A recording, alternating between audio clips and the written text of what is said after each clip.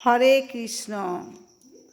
14ই ফাল্গুন 27শে ফেব্রুয়ারি শুক্রবার গৌর একাদশী, আমলকি একাদশীর উপবাস। 15ই ফাল্গুন 28শে ফেব্রুয়ারি শনিবার একাদশীর পারণ 5টা 59 থেকে সকাল 9টা 52-র মধ্যে।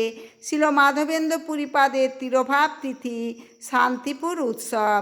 একাদশীর মাহাত্ম্য।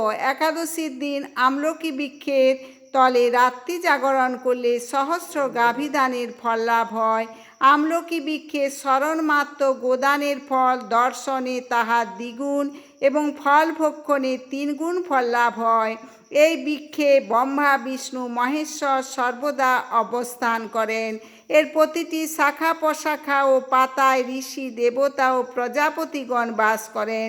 এই বৃক্ষকে সমস্ত বৃক্ষের আদি বলা হয় এবং তা পরম বৈষ্ণব রূপে বিখ্যাত।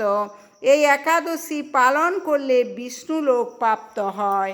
হরে কৃষ্ণ কৃষ্ণ কৃষ্ণ হরে হরে, হরে রাম রাম রাম হরে হরে।